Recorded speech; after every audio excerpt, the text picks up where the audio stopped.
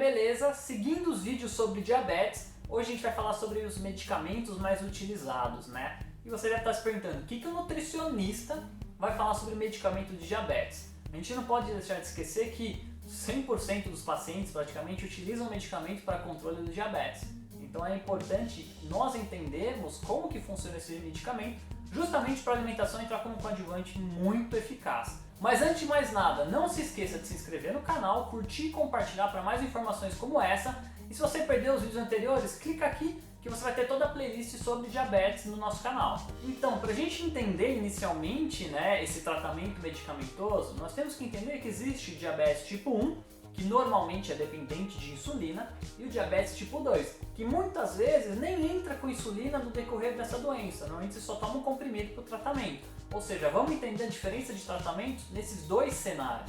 Então vamos começar com o diabetes tipo 1, que tem como característica principal a destruição das células beta-pancreáticas e posteriormente a inibição da secreção da insulina, ou seja, o seu corpo ele começa a destruir justamente as células que secretam e produzem insulina, tornando cada vez menor a quantidade de insulina circulante, né, no organismo, ao ponto de chegar a ficar zerada. Por isso que normalmente diabético tipo 1 depende da insulina para conseguir sobreviver. E qual a razão da gente entender os tipos de insulina? Porque são diversos tipos largamente utilizados, né, e cada um com uma função específica. Então vamos entender os tipos de insulina. O tratamento com a insulina aplicável pode basicamente envolver dois tipos de estratégia, né? A estratégia lenta, que forma uma cama de insulina no nosso organismo justamente para deixar o metabolismo mais regular possível. Normalmente as aplicações são feitas ao acordar e ao dormir, justamente para ficar o maior tempo exposto com essa insulina e ela ser o mais eficaz possível. Já as insulinas regulares, elas são aplicadas de 30 a 40 minutos antes da refeição,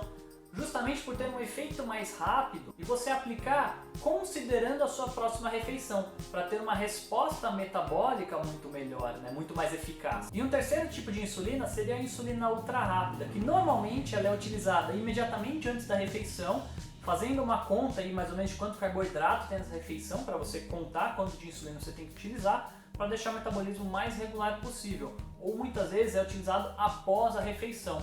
Você acabou exagerando um pouquinho mais no macarrão, num doce eventual, normalmente é utilizada para você regular melhor essa sua glicemia. Ou seja, quando a gente pensa em insulina aplicável, essas três estratégias são as mais comuns. Uma ultra lenta para manter aquela cama, uma regular, que é justamente considerando uma refeição padrão, e as ultra rápidas, que são normalmente utilizadas para regular algum leve hiperconsumo, vamos colocar assim, ou algo fora da rotina que acabou acontecendo. Outra estratégia do uso de insulina é com a bomba de insulina, que cada vez mais tem se demonstrado como um padrão ouro para controle metabólico do diabético. Só que quais são os pontos críticos, né? Primeiro, o custo aqui no Brasil de uma bomba de insulina é elevadíssimo. E o segundo ponto é que precisa de uma equipe treinada, enfermeiro, médico, enfim, para orientar essa pessoa e para acompanhar essa pessoa em uso dessa bomba de insulina. Pois como é um aparelho que fica acoplado à pessoa, você tem que saber mexer direitinho nesse aparelho justamente para não ter nenhum outro distúrbio metabólico. E a grande vantagem desse tipo de bomba de insulina ou desse aparelho, né, é que ele consegue regular o seu metabolismo de uma forma muito interessante, porque ele consegue analisar justamente a carga exata de insulina que tem que ser secretada naquele momento. Por isso que ele torna-se um padrão ouro, né, no tratamento de diabetes tipo 1 com o uso de insulina. E nós não devemos esquecer que em ambos os tratamentos, o grande objetivo é evitar uma hiperglicemia, ou seja, evitar que o açúcar suba muito no sangue, sem deixar de olhar também se o açúcar cai muito. São os dois fatores mais preocupantes no tratamento do diabetes, pois a queda muito forte, muito brusca do açúcar no sangue é tão problemático quanto o aumento severo desse açúcar, né? Sendo muitas vezes caso de óbito em erro de administração de insulina noturna, por exemplo, a glicemia cai tanto enquanto a pessoa dorme que ela não percebe. Então assim, é um problema também. A gente fica muito fissurado às vezes no açúcar aumentando, que esquece os quadros de hipoglicemia que acabam sendo recorrentes também. Ter explicado rapidamente a questão da insulina, os seus usos e seus tipos mais comuns, vamos falar agora do diabetes tipo 2, que normalmente é tratado como hipoglicemia antioral, ou seja, você toma um comprimido para o seu açúcar no sangue cair. E por que normalmente você utiliza um comprimido e já não entra com a insulina? Muitas vezes no diabetes tipo 2, as células beta-pancreáticas elas ainda estão em funcionalidade, né? Então elas estão funcionando, talvez não 100%, mas 90%, 80%.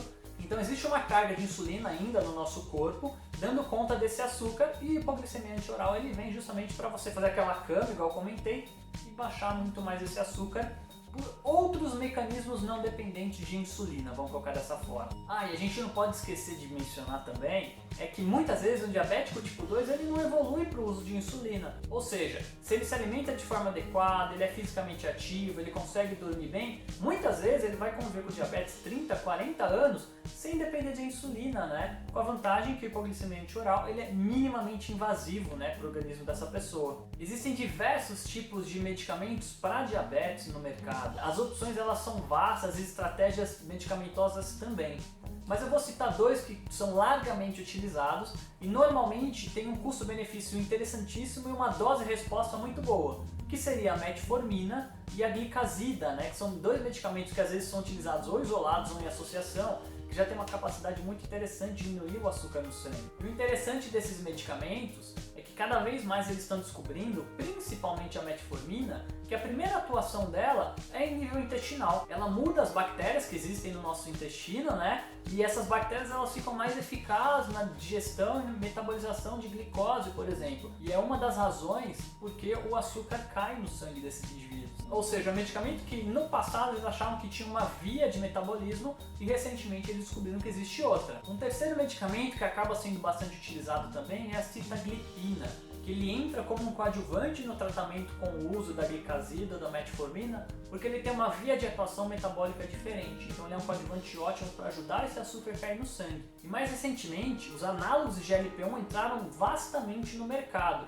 O mais comum e o mais reconhecido que é a liraglutida, que é aquela canetinha que você aplica na barriga e ela tem um efeito muito interessante, porque você aumenta a excreção do açúcar em nível urinário, ou seja, você faz um xixi com um pouquinho mais de açúcar, diminuindo o açúcar do seu sangue. E como uso off-label, foi observado que esse tipo de medicamento ajuda inicialmente numa perda de peso, mas normalmente é uma perda de líquido muito maior. Então é um medicamento que é amplamente utilizado também para emagrecimento, só que os dados ainda eles são bastante confusos com esse foco.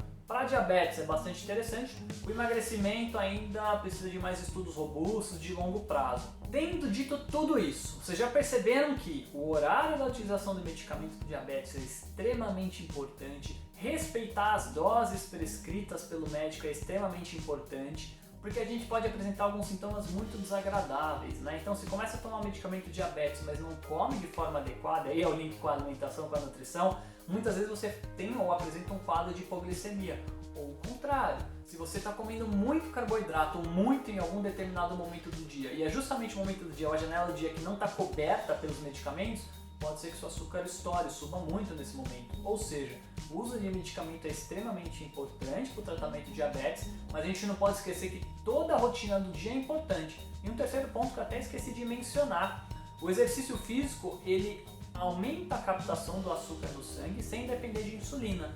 Então muitas vezes utiliza-se um medicamento hipoglicemia antioral, faz atividade física e na janela após o exercício físico acaba passando mal, fica com tontura, suor frio, justamente porque o açúcar no sangue caiu. Por isso que ajustar a alimentação em todo o seu dia seria fundamental. E aí galera, o que vocês acharam dessa leve pincelada sobre os medicamentos de diabetes? Se existe alguma dúvida ou alguma sugestão, deixa aqui no comentário. E não se esqueça de se inscrever no canal, seguir nas redes sociais para mais informações sobre saúde. E na semana que vem a gente fala sobre o quê? Sobre alimentação e diabetes. Eu sou o Thiago Freitas, sou nutricionista. Falou galera, valeu!